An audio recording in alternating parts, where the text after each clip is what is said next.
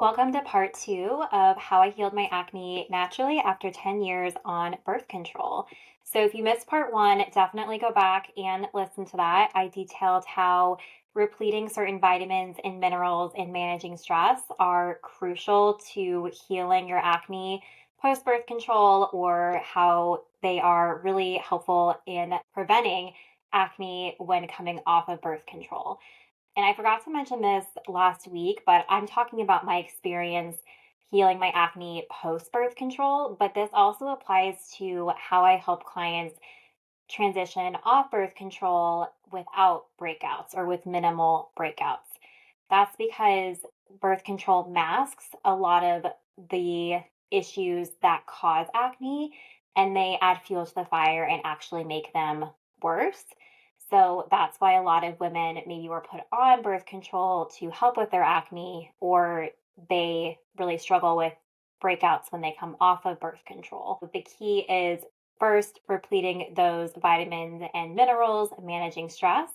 And then we can move on to step two, which is what I call the sexy stuff, which is what we're going to be talking about today, which is your gut, healing and optimizing your gut and supporting your liver. So, one thing I skipped when I was on my post birth control acne healing journey, and I see some people skipping this, some people not, but just taking the wrong approach to it, is gut health. I personally skipped focusing on my gut for a long period of time because I didn't have any gut symptoms. I was very regular. I didn't have diarrhea or crazy bloating or nausea. And so I jumped straight to, oh, it must be my hormones. Even though I was taking a course at that time, that was one of my intros to functional nutrition and to an internal root cause approach to acne, where she clearly stated, don't do that. She said, don't jump straight to hormones. Do these things first, including the gut work. And I just assumed because I didn't have any gut symptoms that my gut was fine. And I was like, I'm a dietitian. I eat really healthy. I eat lots of fiber. I drink water. I don't need to worry about this. And that was a mistake because, as we'll see today, my gut was a complete mess. And I share this because it's really important. A lot of my clients do have gut symptoms that we are tackling and that resolve when we are replenishing minerals, when we are getting deeper into what's causing those symptoms in the gut. And some people, like myself, don't have any gut symptoms. And so, this is where testing versus guessing is so valuable. Another mistake I see people make in relation to supporting their gut to help with breakouts is, or preventing breakouts, is wasting money on random supplements.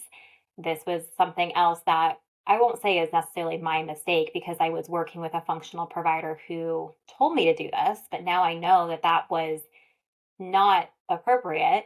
But they didn't do any targeted gut testing on me, but they threw a ton of gut supplements my way. So I was taking, at least 10 pills a day for things like candida and gut overgrowth and things that, come to find out, I didn't have an issue with. So that's another reason why testing is really beneficial, because it shows you exactly what you need to focus on, because not everyone is the same. And those random supplements were a complete waste of money, and they actually didn't help my acne at all. The test I used to take a deep dive into the gut is called a GI map. And this is a stool test. It's a comprehensive stool test that analyzes the gut microbiome, pathogens, and digestive function using advanced DNA technology. And it detects bacteria, viruses, parasites, fungi, markers of inflammation, and much more. It also offers insight into overall gut health, so including dysbiosis, like this would be high levels of bad bacteria in relation to low levels of good bacteria, and potential root causes of digestive issues. And digestive issues are a key player in acne. One thing we'll find in my GI map that is something I needed to target for healing my skin was high levels of H. pylori. And H. pylori is a type of bacteria that infects the stomach lining. and it's a very persistent bacteria.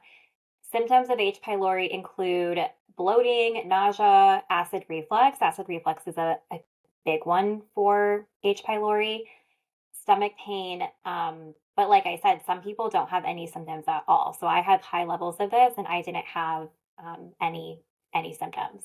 I'll talk about what I did to clear these stomach things and to improve my stomach conditions in a second, but I just want to go through all my labs first. The next thing I found was low levels of beneficial bacteria, specifically low levels of Akkermansia. Akkermansia has been shown in those suffering from acne to be lower, and mine were less than detectable amounts. The next is overall poor digestion. And I mentioned this a little bit last week when I was talking about minerals because kind of a secondary cause of poor mineral status is one, you're not intaking enough or you're burning too much. Two, secondarily, you aren't digesting and absorbing them in your gut because of the negative impacts birth control has on your gut. So that was kind of shown in my mineral test, but it was confirmed in my GI map. So looking at my elastase, this was suboptimal. And elastase is really important for digesting and breaking down fats, proteins, and carbs. And a low elastase indicates pancreatic insufficiency, meaning that the pancreas isn't producing enough digestive enzymes, which is what does all that breakdown. And this can lead to poor nutrient absorption, bloating, diarrhea, undigested food and stool, and fat malabsorption. So, really important to have adequate elastase to break down your food. So, moving down to the immune response on the GI map, my secretory IgA was really high and my anti-gliadin was really high. And a high secretory IgA on the GI map basically indicates an overactive immune response in the gut. And this is often due to chronic infections, food sensitivities, dysbiosis, which I definitely had, and increased gut permeability, commonly referred to as leaky gut. Leaky gut is where particles like food particles that are only meant to be in the digestive system are, the digestive tract is permeable. So those food particles go through the digestive tract and into the blood, which causes inflammation. So this shouldn't be happening. And birth control compromises the gut in a variety of ways, promoting leaky gut. So one really big, takeaway from this was making sure to really support my gut immune system. And unfortunately for me, because my anti-gliadin and my secretory IgA were so high, this did indicate that I had or have a gluten intolerance. And I want to take a step back because I know I talk about this a lot, so I don't want to confuse people because I'm very, anti-diet, anti-eliminating foods. And this is where this test can give us a really good indication of whether or not someone is sensitive to gluten or not. And for me, I was slash kind of still am. I'm in the midst of figuring out what my threshold is for that. But most people, I would say, don't need to eliminate gluten. So I'll talk about this at the end when I talk about my plan, but I did do a strict gluten elimination for about 6 months, and then I retested to see what my levels are, and that did help. And I have been playing around with reincorporating some gluten. I call myself gluten light right now. I mostly cook gluten free, but when I go out to eat, I if I really want something that has gluten, I'll get it, and I don't worry about like small things like sauces and stuff like that. And that's been effective for me. But most of the time, people don't need to eliminate certain foods or entire food groups. It's more figuring out what is going on in the gut, whether that's dysbiosis, low levels of good bacteria, decreased digestive capacity, like I had, food poisoning, candida, parasites. There's so many factors that could lead into it.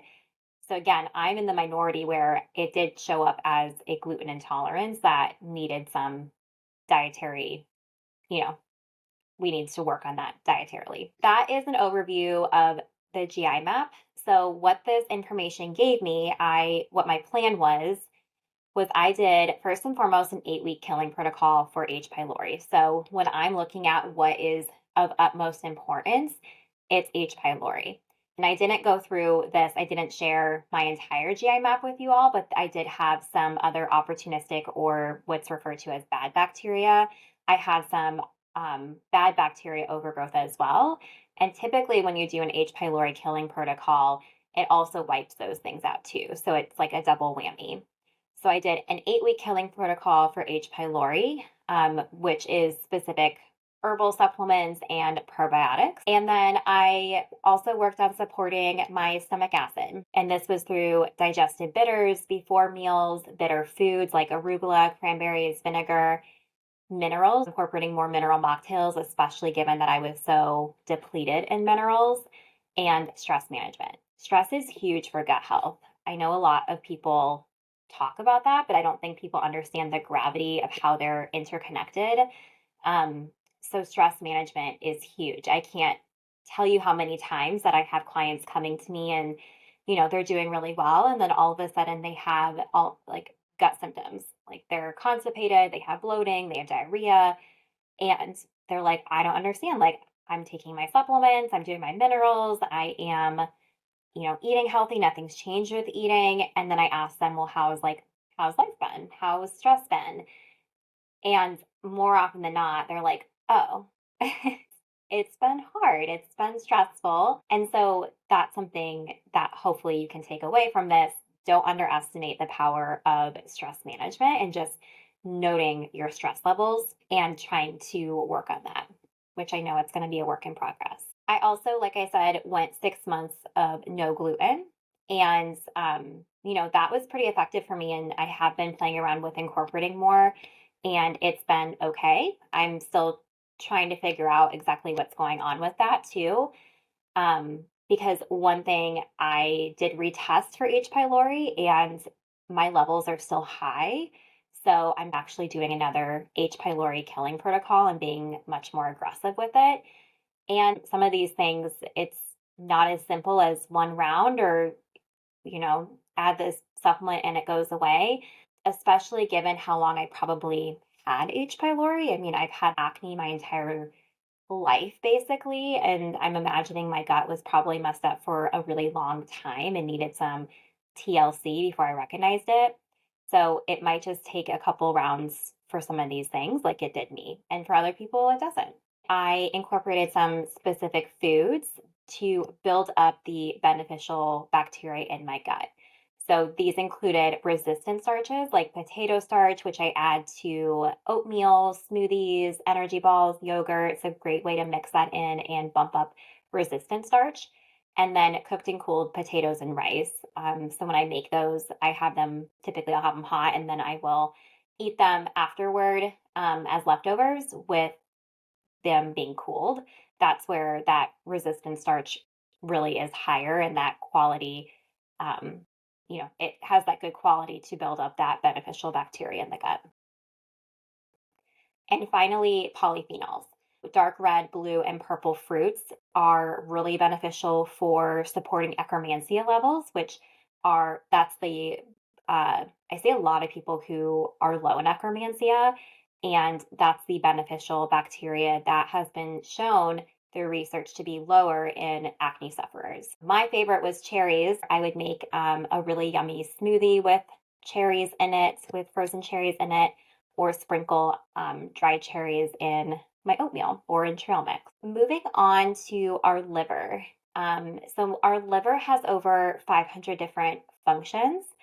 It processes and removes toxins, waste products, drugs, and alcohol from the blood. It produces bile, which is important for breaking down fats and helping absorb fat-soluble vitamins. So this is where the digestive system and, the liver even come into play. And then they all are supported by adequate minerals and vitamins. The liver also stores essential nutrients, and it metabolizes and clears hormones like estrogen, cortisol, and thyroid hormones. And birth control puts a lot of stress on the liver, as do many other medications.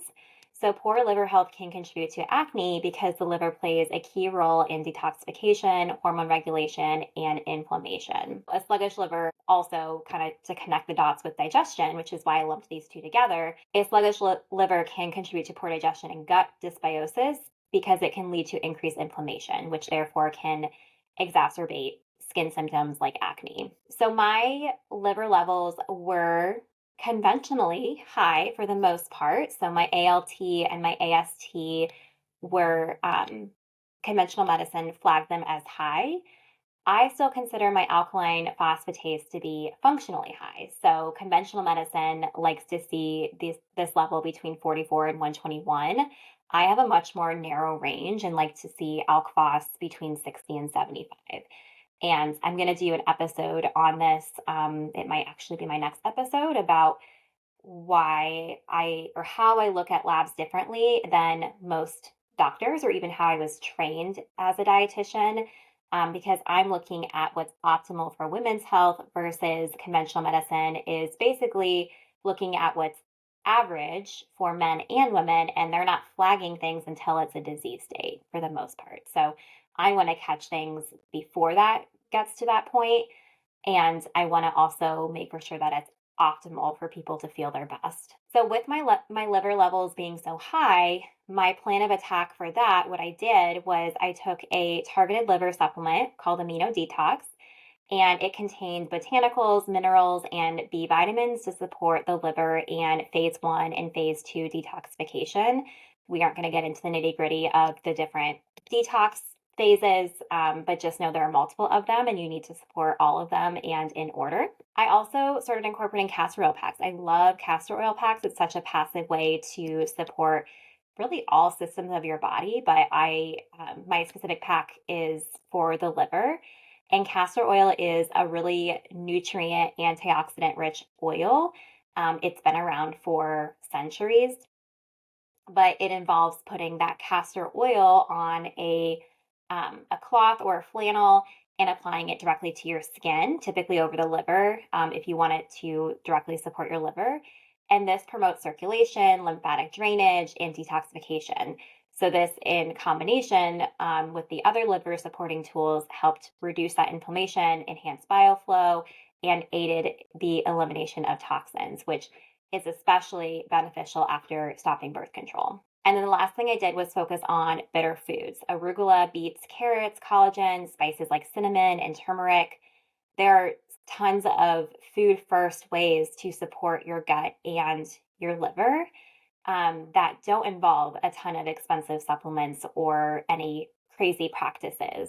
I am not a fan of, like, I use the word detoxification a lot today, and I am purely talking about ways to naturally support your detoxification system because your skin is a detox organ, your liver is a detox organ, your gut is a detox organ.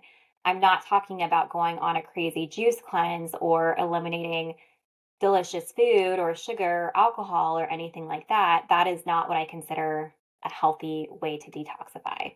I'm looking at how can we naturally nourish and support your detox pathways that you already have built in to optimize them. Oh, and a couple other things I did that I was already doing rather to support my liver was regular exercise and sweating, and monthly massages. And more recently, I incorporated my infrared sauna, which I talked about last episode, as my way I'm nourishing myself.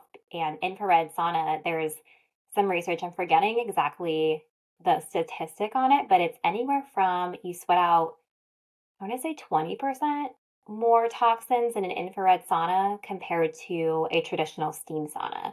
So it just pulls out those toxins more regularly. So if you have access to that, or if you want to purchase your own, highly recommend. Use my discount code that I put in the last episode. That could be a fun self care thing for you to do. In summary, all these things come together. And to be, candid with you, it took me 9 months from the time that I started implementing these things to now to clear my acne. And I am still working on some gut stuff because that H. pylori is persnickety and very persistent. Um, and I have no doubt that I will get there. It's just going to take some time. So 9 months when I was in it, felt like a long time. I was like, I have the data now, like I know what I need to do. This makes sense. And I felt really good about it at first, but then the months rolled on and I was like, is this not working? Why isn't this working? What do I need to do differently? And it really took a lot of patience and trust, not only in myself, but in, you know, everything I've learned as a functional dietitian and everything I've learned about acne, to really trust that process. So I say all of that because healing your skin is not an overnight fix. And I want to be clear about that. There's lots of things on the internet about, do this and clear your skin in 1 week, do this and clear your skin in 30 days. And cool, like maybe that will work for some people, but a lot of times it doesn't. So your skin is one of the last things to change. It's kind of like your hormones. I talk about this a lot of, your hormones are one of the last body systems to be affected. It's like a domino effect. If your minerals are off, your gut's off, your stress is off, then that's going to affect your hormones versus the other way around. Your skin is falling in there too. It's like all of these other domino effects, and then it shows up on your skin. So it takes some time for your skin to clear, to heal, for all of that work that you've been doing to add up and come to fruition. So I always set expectations with my acne clients because it can be really easy to get frustrated and to feel like, oh, this isn't working just like everything else I've done. Because by the time they get to me, most of my clients have done all the things and they really are feeling pretty defeated and hopeless. Like they'll have to struggle with acne for the rest of their life, especially when you add in that layer of wanting to come off birth control and the fear of their acne getting even worse. However, there are lots of things that you can do, and testing is key. I will say this and shout this from the rooftops. Functional testing saved my skin, it saved my health. After trying everything else, it was so nice just to finally get answers and to know I wasn't crazy and to know that there was something going on internally that was causing my acne and to get a plan in place. Even though it took longer than I would have liked for it to, it worked eventually. It just took that patience and that time and that trust. Finally, I wanted to put a little plug about skincare topically. In my last couple episodes, I talked about how I personally and a lot of my clients struggling with skin conditions like acne, they do all the topical stuff, right? Like they have a stellar topical routine. They're doing everything right in terms of products that they're using. They have the silk pillowcases. Um, you know, seemingly they're doing everything, facials, but their skin isn't changing. All the more reason to do that functional lab testing. And it's a combination approach too. So one of my clients that, she sent me some amazing transformation pictures of her skin from the time we started and the time we stopped, or where we are at now. We're still working together, but from the time she started working with me to now, which was about 4 months, she dramatically changed her skin. So she took about half the time that my skin took. So it's very individualized. But, anyways, we did go through her topical routine because she was routinely using pore cloggers. And this is just a little PSA. If you are working with an esthetician, make for sure that they are acne trained or that they specialize in acne. Even if they say that they know how to treat acne, they may not be a specialist in it. And if you struggle with acne, it is a very specific skin type. It requires a very specific routine. So just make for sure, because she was working with an esthetician and this esthetician said she treated acne, but she was recommending products that had pore cloggers in there. Um, so that's just a little something to note. And I've worked with people before finding the estheticians that I see now who do specialize in acne who did the same thing. All right. So to end, we're going to talk about how I am nourishing myself, or I'm going to talk about it. You're going to listen. How I am nourishing myself now. I actually have an example from last night. So it's an exciting time in my business. Things are changing. I can feel in my bones that I'm entering a new season of business. I'm becoming more busy, all good things. And I'm a one woman show. So yesterday I just had this moment where I, it was 5 or 5:30 and I was like, I still have so much I wanted to get done and I just couldn't get it all done. And I wanted to make sure I just had this nagging feeling. What if I miss something? What if I forget to follow up with someone? What if I forget to order someone's labs? And just had some nagging anxiety that was coming up. And I noticed it. And that's a huge success for me because before I would have just plowed through. I would have worked until 7 p.m. I would have been irritable and I would have tried to just push through. Now I recognize, okay, I need to actually take a step back and regulate my nervous system. So I logged out. I took Blue for a walk with Jared, and then I did some yoga, took a shower, made a nourishing meal, and took some Full Well is a brand. They're geared towards postnatal moms, but they have a herbal tincture that is called Nourishing Nerves. So I tried that out and I actually really like it. I'll put the link. You can get a discount on it for I think your first purchase in the show notes, but it's lovely and it just helps take the edge off. So I was really proud of myself for first recognizing that my nervous system was on edge and then actively, like proactively, I guess, managing that. And I also did journaling, which is something that I found really helpful when I'm starting to get anxious, just to get my thoughts on paper. So that's how I nourished myself last night when I needed it. And that's it for today's episode. This is part two of how I healed my acne after being on birth control for over 10 years. And this applies to how to stop birth control without acne. So if you want to do a deeper dive into getting your own personalized labs done and customized support to heal your skin from the inside out, there are two ways to do that with me specifically. One is the birth control reset, which is my mini package, which has the mineral test only, and then you'll get a video review of your results and a customized initial protocol. And the second is VIP one-on-one coaching. So you get the mineral test plus many more labs and ongoing one-on-one support and evolving protocols from me. So those two options are for you to consider if you want that deeper support. I hope you have a great rest of your day and stay nourished.